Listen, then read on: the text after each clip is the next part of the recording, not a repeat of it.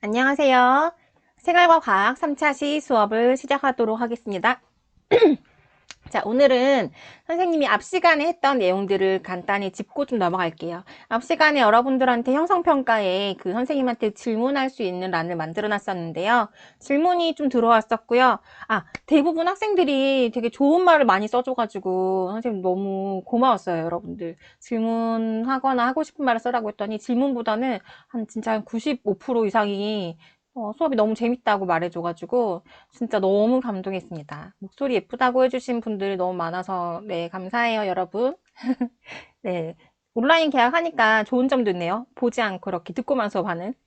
자, 여러분들 그래서 그 질문했던 것들 좀 보도록 하겠습니다. 여러분들이 문제풀이 위주로 수업을 해달라는 분이 한 분 있었는데요. 문제풀이 위주의 과목이 아니라서 요거는 미안하지만 100% 들어줄 수는 없겠어요. 대신에 형성평가에 여러분들 문제 예시가 나가니까 그거 풀어보시고 문제 많이 틀렸던 거나 어려운 문제 같은 거는 선생님이 얼마든지 수업 시간이나 또는 댓글로 피드백을 해드릴게요. 걱정하지 마시고요. 문제 못 풀 것 같으면 언제든지 선생님한테 가지고 오시고 질문하시면 도와드리겠습니다.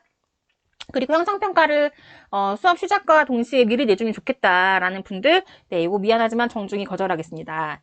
아시죠? 네, 수업을 안 듣고 문제만 푸는 거 좀 그래요. 근데 문제를 풀면 다행인데 저번에 이 시간 1차 시 때 수업 안 듣고 내신 분들이 문제를 풀면 다행인데 풀지 않고 그냥 냈더라고요. 아무거나 찍어가지고 단답형 문제는 몰라 몰라 몰라 이렇게 써서 냈더라고요. 네, 그런 거는 좀 용납하기가 그렇잖아요. 그래서 안 돼요. 그렇게 하시면 사실 출석 인정 안 되거든요. 선생님 같은 경우에는 그런 거는 미인정 결석 처리를 합니다, 원래. 네, 그런데 지금 우리 수업에 그렇게 배제하기는 좀 미안하니까 가능한 수업을 듣고 좀 빨리 들어도 괜찮아요. 빨리 함께 하시면 되니까. 자, 배속을 조절해 들으시고 그 다음에 대신 선생님이 저번 시간보다는 조금 빨리 내드릴게요. 조금 빨리 내드릴 테니까 빨리 감아서 들으시는 분들은 그대로 또 푸시면 되겠어요. 자, 그리고 다음 질문이 좋은 질문이 들어왔었는데 고혈압과 당뇨가 동시에 나타나는 그런 연관관계가 있느냐? 네, 있습니다. 네, 아시다시피 주변에 보면 고혈압과 당뇨가 보통 동시에 나타나는 경우가 많아요. 그래서 이거를 뭐 성인병이라고도 많이 얘기하고요. 생물학에서는 대사성 질환이라는 말도 많이 써요.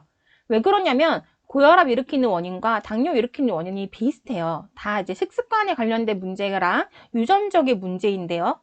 유전에만 관련된 거면 식습관이랑 상관없이 나타날 수 있어요. 당뇨도 전혀 식습관에 문제가 없고 생활습관에 문제가 없는데도 유전 때문에 나타나는 경우도 많거든요. 그런 거 말고 만약에 식습관 때문에 기름진 음식, 중성지방을 많이 먹었다거나 기름진 음식, 콜레스테롤을 많이 먹었다면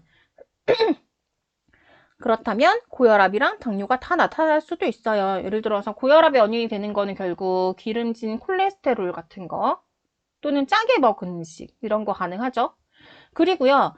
탄수화물만 많이 먹어도 고혈압이 가능해요. 왜냐면은 탄수화물을 많이 먹었다라면 포도당을 우리 몸속에 원래는 지난 시간에 글리코젠으로 저장한다고 배웠잖아요. 근데 너무 과다하게 먹으면 당뇨병이 되거나 아니면 그 전에는 글리코젠으로 저장하다가 그래도 많으면 얘들이 이걸 전부 지방으로 저장을 해요. 중성지방으로 저장하거든요.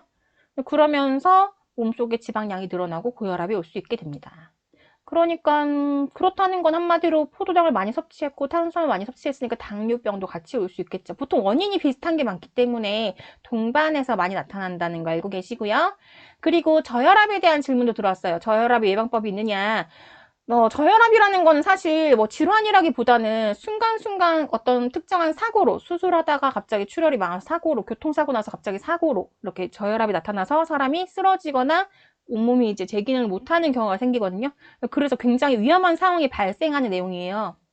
가끔씩 주변에서 좀 오개념으로 많이 말씀하시는 게 저혈압이 고혈압보다 더 위험해 라고 하시는데 그렇진 않아요. 그런 말은 없습니다. 없는데 굉장히 사람이 목숨이 위험한 상황에서 저혈압이 많이 오기 때문에 그런 오해가 생긴 거예요. 자, 저혈압이라고 얘기하려면 보통 그냥 우리가 보통 혈압은 120에서 80 정도, 120이 아니고 120에서가 아니고 120, 80 정도 되는 혈압인데 그죠? 우리 기억나나요? 정상 혈압은 120에 80 정도 돼야 정상입니다. 이거보다 낮아야 정상이에요 라고 얘기했는데 저혈압이라고 하면 한 100에 60 정도 보다 좀 낮아지면 혈압이 조금 낮은 편이네요 정도예요. 위험하진 않아요. 이 정도 가지고. 위험하진 않은데 어떤 사람 같은 경우에는 기립성 저혈압을 가지고 있는 경우도 있어요. 일어날 때 갑자기 순간 혈압이 떨어져서 픽 쓰러지고 한 몇 초간 실신해 있는 경우도 있거든요. 왜 그러냐면 누워있다가 몸을 일으킬 때 갑자기 혈압이 확 떨어지는 경우를 말해요. 이럴 경우는 뭐 혈압이 한 10, 20? 뭐 이렇게 가요. 엄청 낮죠? 근데 이럴 경우는 몸에 산소 공급이 안 되고 혈액 공급이 안 되기 때문에 쓰러지는 경우가 생깁니다. 이런 분들은 사실 따로는 잘 없고요. 예방하는 방법이 뭐 짠 음식을 조금 먹어서 평소 혈압이 낮은 사람들은 조금 올린다든지 아니면 카페인 음식을 좀 먹어준다든지 네, 딱히 다른 예방법이 별로 없어요. 또는 반드시 반듯하게 누워서 이렇게 자는 게 아니라 약간 비스듬하게 몸을 덜 눕혀서 주무시고 일어날 때 천천히 일어나는 뭐 그 정도 네, 있습니다. 그런 것도 있다는 거. 여러분들 중에서도 혹시 저혈압으로 고생하고 계신 분이 있을 수도 있는데 네, 힘내세요 여러분들. 대신 고혈압은 잘 안 걸릴 수 있잖아요.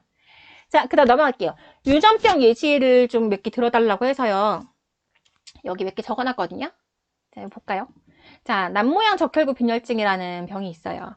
남모양 적혈구 빈혈증은 적혈구가 원래 동그랗게 생겨야 되잖아요. 원반 모양으로. 근데 낫 모양인 거예요. 낫 알아요? 그 농기구? 네, 기역자로 꺾은 거 있잖아요. 기역자로. 낫 놓고 기역자도 모른다, 이거. 그런 적혈구가 생기는 거예요. 그래서 이 기역자로 생긴 기형 적혈구가 산소 운반 잘 못해주니까 빈혈이 심하게 오거나 또는 얘가 혈관들을 잘 막아가지고 혈액순환 안 되니까 당연히 빈혈이 오겠죠. 산소 운반이 잘 안 돼서. 뭐 그런 거 있어요. 이거 되게 신기한 게 이거 나중에 말라리아의 내성이 좀 있어요. 그래서 아프리카 쪽에 가면은 말라리아가 굉장히 유행을 자주 하거든요. 말라리아 때문에 죽는 사람이 되게 많은데 그래서 말라리아가 모기가 옮기는 이 병인데요.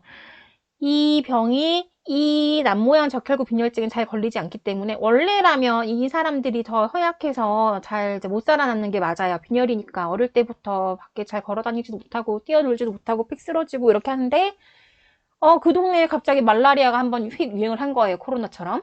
그래서 그 동네 사람들이 말라리아 때문에 많이 죽었어요. 죽었는데 얘네들은 많이 살아남은 거예요. 그럼 얘네들 위주로 나중에 유전자 번식이 가능하니까 그 동네에는 이 빈혈증을 가진 사람 빈도가 굉장히 많아지는 그래서 아프리카 쪽에 가면 남모양 적혈구 빈혈증이 굉장히 흔합니다. 우리나라에는 사실 많이 없어요.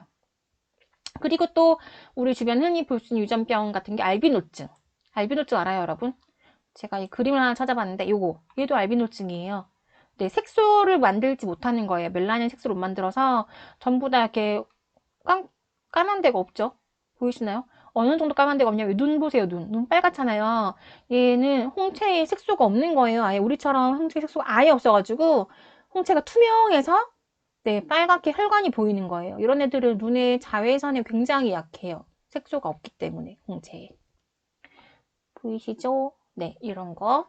뭐 알비노증이라고 얘기합니다. 그리고 뭐 흰색 사슴, 알비노 사슴, 그 다음에 뭐 백사, 흰색 뱀, 뭐 이런 거 전부 다 알비노증이라고 하시면 돼요.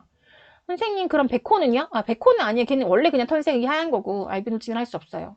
걔가 만약에 진짜 알비노라서 흰색이 된 애들은 이렇게 눈까지 빨개야 되거든요. 네.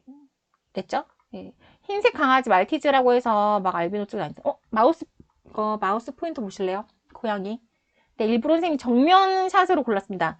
지켜보고 있다 이거예요. 지금 다 주무시는 분들 없죠? 네, 졸고 계시는 분 아직 없을 거라고 믿는데 네, 선생님이 지켜보고 있다는 뜻으로 일부러 눈이 새까만 정면 고양이를 골랐습니다. 보이시죠? 네, 보고 있어요.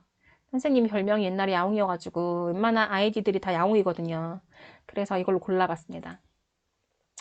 자, 선생님 지켜보고 있으니까 잘 보시고 오늘 진도를 나가도록 하겠습니다. 여러분들 오늘도 우리 건강에 직결된 내용이니까 잘 들어보시고요. 갈게요. 조금 지루할 수 있는데 볼게요. 좀 어려운 내용들이 있어가지고.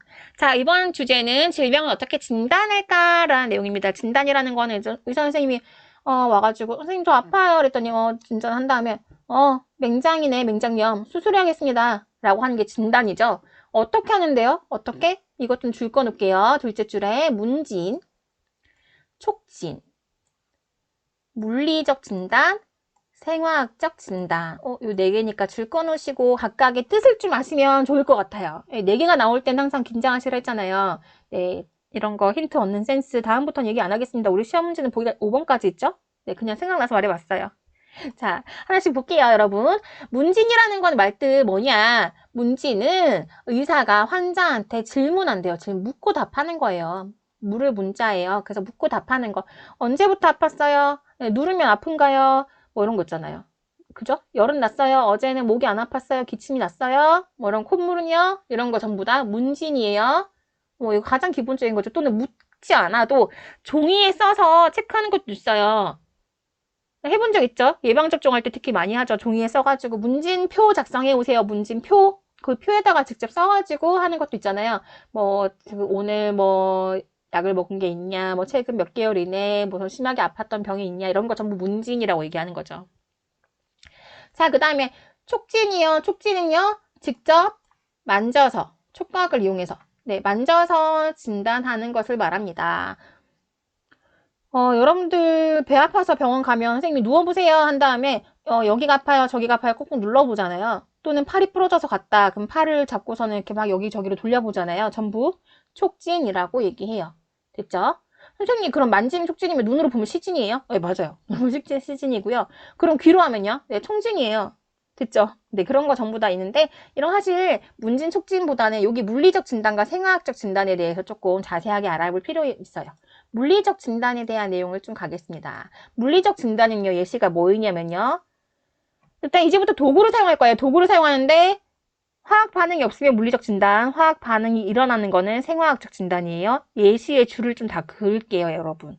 자, 물리적 진단 방법은 여러 가지 진단 장비를 사용할 거예요. 어떤 장비들이 있냐면 여기 표시 좀 할게요. 청진기요. 청진기. 자, 그 다음 내시경 동그라미 하시고요. 내시경. 다음 장으로 갈까요? 그 다음에 혈압계 표시하시고요. 됐나요? 그리고 또 있어요, 여러분. CT 들어봤죠? MRI 그 다음에 PET, PET까지 여기까지 우리 같이 볼 겁니다. 하나씩 보도록 할게요, 여러분. 청진기 뭔지 알죠? 여기 그림 있네. 청진기 여기 그림 보이죠? 여기. 자, 청진기라는 거는 심장 박동 소리 듣고 싶을 때 또는 숨 쉬는 소리 듣고 싶을 때 선생님이 숨 크게 들이셔보세요 할 때 이제 폐로 소리가 그 공기가 들어가는 소리를 듣는 거예요. 그래서 심장 박동 소리나 아이고 미안해 오늘따라 줄이 안 꺼지네.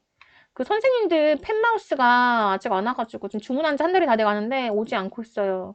너무 슬프죠 여러분. 선생님도 너무 힘들어요 마우스로 한다고. 빨리 와야 되는데 지금 다 품절이래요. 왜 그런지. 네, 학교에서 받는 날만 기다리고 있습니다. 자, 주문해놨거든요. 네, 다음 시간은 조금 깨끗한 필기를 해드릴 수 있길 제가 바라고 있을게요. 미안해요. 자, 볼게요. 청진기는 심장 박동 소리나 호흡 소리 또는 이제 혈관에서 나는 소리까지 들을 수 있고 어쨌든 소리 나왔잖아요. 소리는 전부 다 들을 청자니까 청진기. 됐죠, 여러분? 이런 거 본 적 있죠? 자, 그 다음 내시경. 내시경 검사해보신 분 있어요? 가끔 여학생들은 이렇게 좀 위험이 많이 생겨가지고 고등학교 때 내시경 해보시는 분들 있을 건데, 자, 여기 안에 위벽을 살펴보기 위해서 의사 선생님 직접 보고 싶은데 위를 끄집어낼 순 없잖아요. 그러니까 위 안에다가 내시경, 이게 호스에다가 끝에 카메라 렌즈를 달아서 집어넣는 거예요. 그래서 위를 살펴봅니다. 또는 대장 내시경은 대장에 집어넣어서 보면 되겠죠? 이런 식으로. 이게 다 내시경이에요.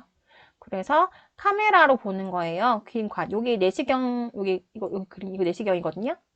이렇게 길다란 호스로 생겼어요. 끝에 카메라가 붙어 있습니다. 됐죠? 이게 내시경이에요. 그다음 혈압계 갈게요. 자, 혈압계는요. 이렇게 생겼대요. 여기 혈압계 보이죠? 혈압계. 요거 혈압계. 보입니까?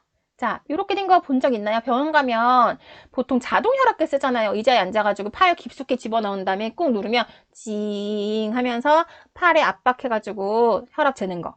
혈압계 원리는 좀 알고 계셔야 돼서 좀 이따 같이 볼 거예요. 자, 그런데 이거 간호사 선생님이 직접 들고 다니는 거예요. 이거 놔두고 이거 수동 혈압계입니다. 팔에다가 커프를 딱 채운 다음에 팔에 커프를 채우고 선생님이 갑자기 혈압 잴게요 하면서 동그랗게 생긴 그 펌프, 고무 펌프를 쭉쭉쭉쭉 짜면은 팔이 압박되면서 여기 혈압계 눈금 수은이 쭉 올라갔다가 압력이 쭉 빼면서 선생님이 혈압을 잽니다. 그래서 120, 80 정상입니다. 말해주고 가시는 거 있잖아요. 그 혈압계예요. 이거 원리를 좀 아셔야 돼요. 그래서 오늘 이 원리에 대해서 좀 공부를 할 건데, 여러분 이거 조금 어려울 수도 있어요. 근데 네, 깊게 들어가진 않을 거예요. 근데 걱정하지 마세요. 우리 이거 수능 과목 아닙니다. 깊게 들어가진 않고요. 그냥 상식까지만 좀 할 거니까 조금만 힘내보세요. 자, 잘 보세요. 혈압이라는 거는 심장에서 피를 혈관으로, 동맥으로 쭉 짜내는 압력이 혈압이에요. 그죠? 자, 그러면 동맥에 있는 혈압을 잴 거예요. 팔에 있는 동맥 혈압을 잴 겁니다. 선생님이 여기에 사진을 가져왔는데요. 이 학생 혈압. 자, 여기 심장에서 피가 쭉 나가면 여기 피가 쭉 흐르겠죠? 흐르는데 피가 항상 일정한 압력으로 흐를까요? 아니에요. 이 심장이 쭉 수축할 때는 피가 쭉 세게 나갈 거고 압력이 높을 거고요. 심장이 쭉 짠 다음에 다시 벌어져서 이완할 때는 혈압이 낮을 거예요. 천천히 흐를 거고. 이해되나요? 쭉 천천히, 쭉 천천히, 쭉 천천히 이렇게 흐를 거란 말이죠. 동맥에서. 그래서요. 그거를 이제 활용해서 측정을 할 건데, 자, 만약에 여기 팔을 굉장히 심하게 쪼으잖아요. 여기 혈압계 여기 그림 보시면 여기 보이죠, 이거? 커프. 팔에다가 채우는 거. 이걸 채운 다음에 요거 펌프 가지고 쭉쭉쭉쭉 짜면 여기 부풀면서 공기압이 가해지면서 얘가 굉장히 팔을 압박하게 됩니다. 그런데 심장이 여기서 피를 쭉쭉 짜내고 있어요. 피는 쭉쭉 나가고 있는데 여기 커프가 여기 압박을 너무 심하게 해가지고 심장에서 오는 혈압이 이기나 내 공기압이 이기나 한번 해보자 이거예요. 지금 결론은 그거예요. 누가 이기나 해보자 했을 때 심장에서 짜내는 혈압보다 이 커프가 팔을 쪼아대는 이 공기압이 더 높다면 혈액은 흐를 수 있을까요? 네, 못 흐르죠. 네, 그 원리를 이용하는 겁니다.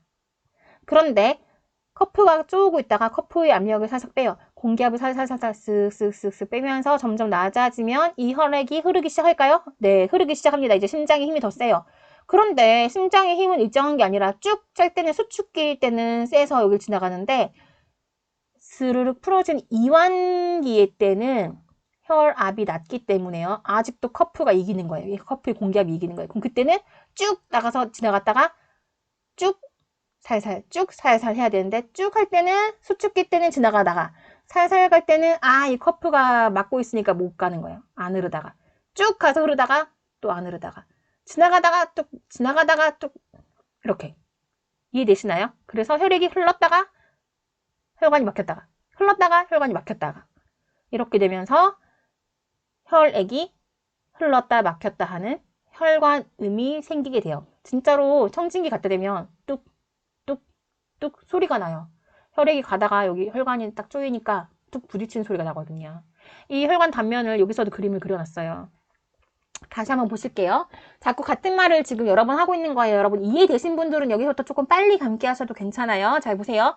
동맥에 피가 이렇게 흐르고 있는데 항상 일정한 압력은 아니라는 거죠. 항상 일정한 압력은 아니고 좀 세게 흘렀다가 천천히 흘렀다 한다는 거예요. 자, 그럼 이번에는 여기 고무띠라고 되어 있는데 여기 커프에다가 공기를 채워요. 쭉쭉쭉쭉 공기 짜가지고 굉장히 압박을 합니다. 자, 그래서 띠를 갖다가 압력을 120보다 더 크게 한 150까지 줬어요. 그랬더니 이 누르니 힘이 더 세니까 혈액이 못 흐르는구나.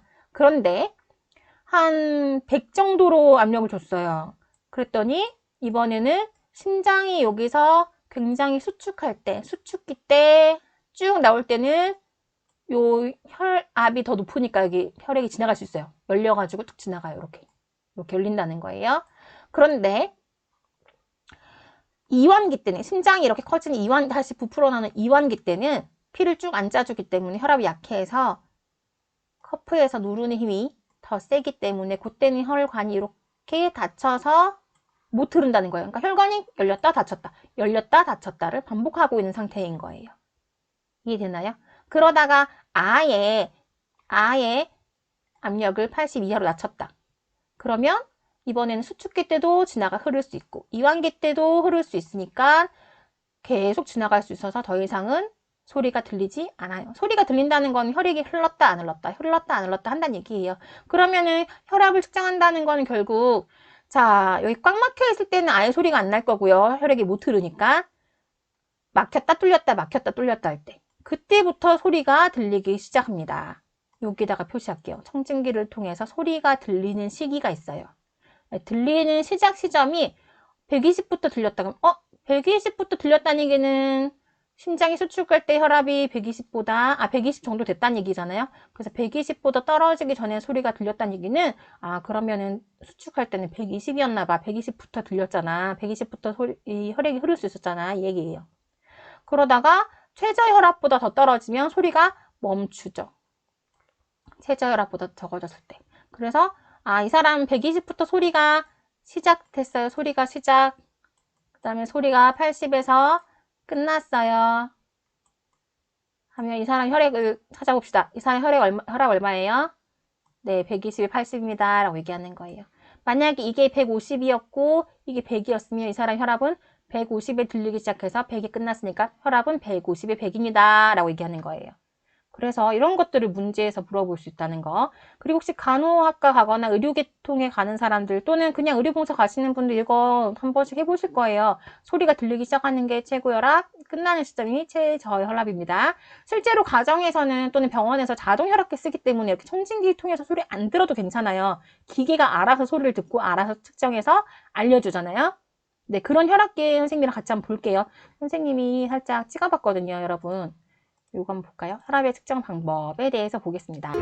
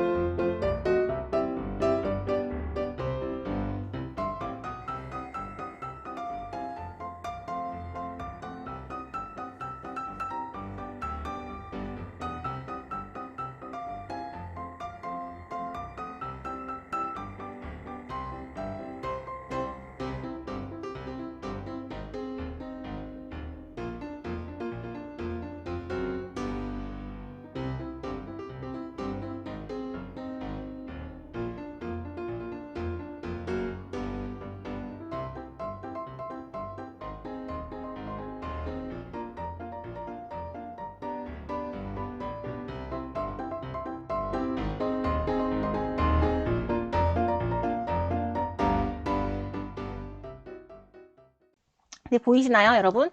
네, 혈압을 측정해 봤습니다. 네, 선생님입니다. 선생님이랑 선생님 남편이랑 같이 찍었는데 선생님 남편 팔에다가 이렇게 혈압을 측정했거든요. 원래는 청진기가 필요 없는데요. 알아서 소리를 측정하는데 선생님이 이제 그 혈관음, 소리가 뚝뚝 끊어지는 걸 들어보기 위해서 청진기를 한번 들어본 거예요.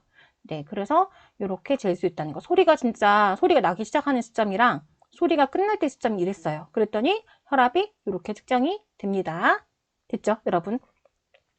네, 이런 방법으로 혈압을 측정할 수 있다는 거고, 가정용 혈압계에서도 여러분들이 읽을 수 있어야 되고요. 심장이 수축할 때 혈압은 얼마예요? 128이요. 이완할 때는요, 85예요. 이런 식으로 들을 수 있으면 되겠어요. 아까 자막에 그 코르트코프음을 듣기 위해 선생님이 청진기를 갖다 댔다고 했는데, 그게 바로 그 뚝뚝 끊어지는 혈관음이에요. 여러분들 뭐 그것까지 외우실 필요까지는 없고요. 어떻게 측정해서 어떤 값을 얻어내는가. 우리는 실제로 수업이 실생활에서 어떻게 이용되는 건가 하는 게 수업 목표이기 때문에 원리를 막 어렵게 하실 필요는 없고, 측정했을 때 요게 최고혈압이라고 얘기하고 요게 최저혈압이라고 얘기한다라는 거 알고 계시면 좋겠어요, 여러분. 됐죠? 그래서 우리 혈압계까지 얘기했습니다. 여기 줄 좀 간단하게 그을게요. 자, 동맥이 혈압보다 높은 압력 주어지면 혈관이 완전히 막혀서 안 흐른다고 얘기했어요. 그죠? 그래서요, 여기다가 좀 줄 그을게요. 자, 청진기로 소리를 들을 거예요. 수동혈압계일 경우 말하는 거예요. 자, 소리라는 거에 줄을 좀 그을게요. 공기를 빼면 어느 순간에 동맥으로 혈액이 흐르기 시작하면서 소리가 시작돼요. 이때가 수축기 혈압이다. 줄 좀 그으시고요. 됐나요? 네. 나중에 소리 끝날 때는 이제 이환기 혈압이 되겠죠. 여기다 적어 놓을게요. 그러면 다 적을까요? 소리가 시작되는 압력.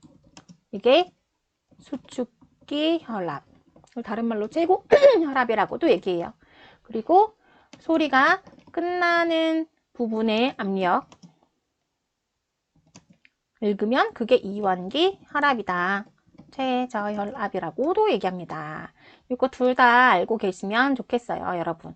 요걸 아시면 혈압계에 대한 내용은 다 했습니다. 여러분, 요 정도는 상식으로 알고 계셔야 나중에 무식하다 소리 안 들을 수 있어요. 왜냐하면 우리는 지금 2020년에 학교를 다녔잖아요. 됐죠? 자, 그 다음 넘어갈게요. 여러분들 이제 세 가지 남았는데 세 가지는 금방이에요. CT, MRI, PET 장비 모양은 유사하다. 원통형 장치에 환자가 출입하는 거 이런 거 많이 본 적 있을걸요, 여러분? 이런 거 병원 드라마에서 본 적 없어요? 이렇게 된 거. 여기 본 적 있죠, 이거. 다 이렇게 비슷하게 다 생겼어요. 이렇게 생겼는데 이렇게 해가지고 측정하는 게 뭐냐면 CT라든지 MRI 또는 PET를 찍을 수 있대요. 원리가 뭔데 했더니 이거 다 달라요, 원리가. 여기다가 표시 좀 할게요. 자, CT는요. 컴퓨터 단층 촬영입니다. 줄 그어 놓으세요. 둘 다 같은 말이니까 알고 계셔야 돼요. 자, 여기서 포인트는 이거예요. 줄 그어요. X선. X선. 엑스레이 찍는 거예요. 한마디로. 엑스레이 찍는 건데 엑스레이는 그냥 한 부분만 찍는 거라면 이 CT는 뺑뺑뺑뺑 돌아가면서 이건 아닌데 어쨌든 뺑뺑뺑 돌아가면서 이쪽에서도 찍고 이쪽에서도 찍고 이렇게 찍어가지고 여기 이렇게 단면을 다 만들어내는 거예요. 전체를 볼 수 있다는 거예요. 원래 엑스레이 찍으면 이 부분만 볼 수 있다면 이건 여기도 보고 여기도 보고 여기도 보고 여기도 보고 다 이렇게 해서 단면을 찾아낼 수 있습니다. 이런 단면이 또 여러 개 찍죠. 여기 허리 부분이면은 뭐 가슴 부분 찍고 이런 식으로. 이거 뇌 CT거든요. 여러분들 여기 이거 CT예요. 뇌 CT 사진이고 보입니까? 이거 엑스레이 원리랑 똑같은 원리라는 거 꼭 기억하시고요. 줄 그으셨죠? 여기에다가. 그래서 이거는 사실 방사선에 노출될 위험이 있죠. 엑스레이가 방사선 이용하는 거잖아요, 여러분. 그래서 방사선에 노출될 위험이 좀 있어요, CT는. 너무 많이 찍으면 좀 그런가요? 나는 의료용 CT 방사선 노출되는 거는 뭐 그렇게까지 해롭진 않아요. 물론 안 하면 더 좋겠지만 그렇다고 아픈데 검사 안 할 수는 없으니까 이렇게 촬영합니다. 그런데 그 다음 거 할게요. 이제 MRI 갑니다. MRI는요. 줄 거예요. 자기 공명 영상. 자기가 뭐냐면 자기장이에요. 자기장. 들어본 적 있어요? 자석에서 나온 힘이잖아요. 자기장. 그래서 자기장 자석 원리를 이용하는 겁니다. 그래서 MRI 찍으실 때는 쇠붙이 같은 거를 몸에 차고 있으면 절대 안 되고요. 달라붙을 수 있어요. 여기 안 자석 있거든요. 그래서 MRI 찍는 거는 방사선 노출이랑 상관이 있을까요? 네, 얘는 방사선 노출 상관이 없습니다. 방사선 노출 안 돼요. 이 두 개 차이점인 거예요. CT랑 MRI가 비슷하다고 생각하시는 분들이 있는데 이 차이가 좀 있습니다. 진짜 방사선 노출되지 않는 거다라는 거. 그래서 신호를 수집해서 조직이 단면 영상으로 나타냈다라는 얘기 했는데 뭐 이런 게 오른쪽에 있는 이 뇌 사진 이거 뇌 MRI 사진이에요. 이런 거. 입체 영상 같은 거 얻을 때 많이 쓰여요. 됐나요, 여러분? 대신에 이거는 자기장 이용하기 때문에 자기장이 다른 말로 전자파거든요, 여러분. 그래서 전자파를 좀 쓰는 건 있죠, 물론. 자, 그 다음에 또 갈게요. 줄 좀 그어봅시다. PET 장치는요, 양전자 단층 촬영. 어렵다, 그지? 단층 촬영은 단층 촬영인데 양전자라는 게 무슨 말이에요? 했더니 다음 줄 끌게요. 방사선 원소를요, 환자 몸에 넣어요. 그 다음에 이 원소를 얼마나 환자 몸에서 사용하는지를 측정할 건데 무슨 말이냐 했더니 결국 쉽게 얘기하면 이거예요. 특히 이제 암세포 측정할 때 많이 써요. 여기 암 보이죠? 암의 동그라미 할까요? 여러분 암세포가 뭔지 알아요? 네, 안 좋은 거 맞아요. 안 좋은 거 맞는데 왜 생기냐면 요거 한번 볼게요. 생명과학 했던 분은 공부하셨을 거예요. 정상세포 같은 경우에는 필요할 때만 세포 분열을 해요. 그러다가 세포가 손상되면 걔는 죽어요. 정상세포가 살다가 한 번씩 필요할 때만 분열을 하는데 암세포는 필요하든 안 필요하든 그냥 계속 분열하는 애예요. 하나가 두 개 되고 두 개가 네 개 되고 막 이렇게 분열하는데 세포가 이상한데도 불구하고 손상됐는데도 불구하고 제 기능을 못하는 세포인데 계속 분열하면서 엄청 존재가 커지는 거예요. 그러면서 주변 정상세포들을 방해하고 주변 정상세포들을 죽여버리고 지가 자리를 차지하고 그래서 온 몸의 기능을 떨어뜨리는 게 암세포입니다. 암세포의 가장 큰 특징은 뭐예요? 분열을 굉장히 많이 한다는 거예요. 막 숨 쉬지 않고 계속 분열해요. 얘들은 뭐 한 달에 한 번 분열한다면 얘는 그냥 매일매일 계속 분열하고 있는 거예요. 그래서 얘는 에너지가 많이 필요하겠죠.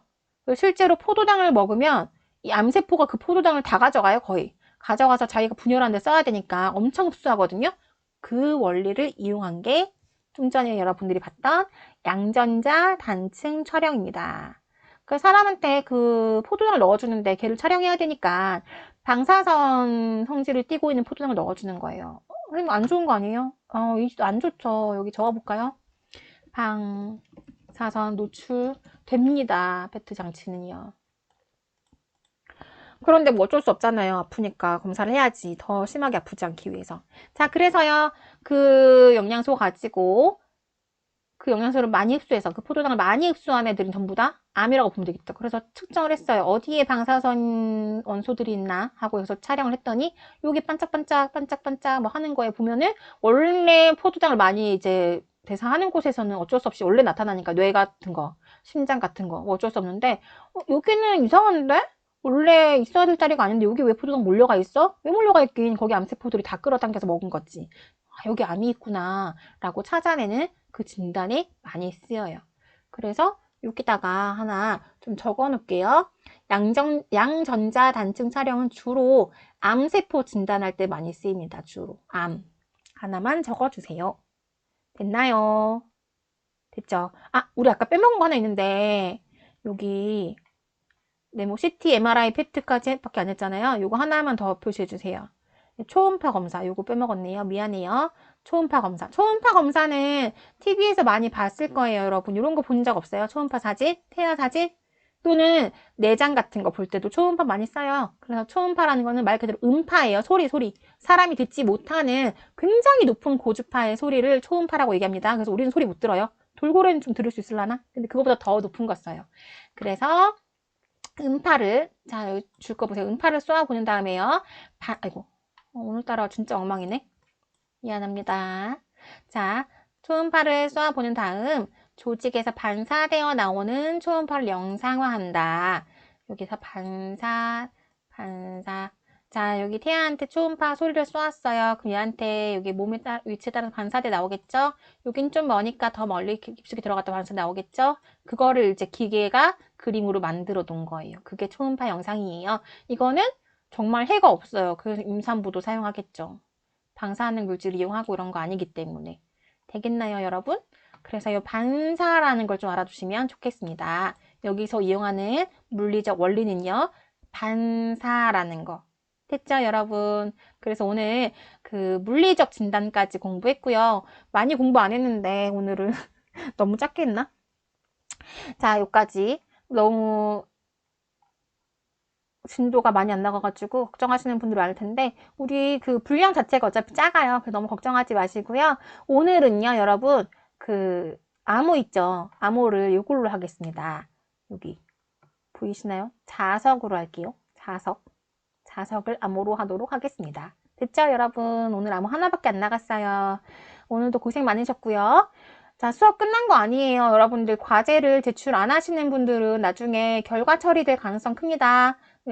그 생기부에 진짜 피해 남지 않게 여러분 출석 체크는 다 하셔야 되니까 과제 꼭 제출하고 오시도록 하세요. 자, 과제로 갑니다.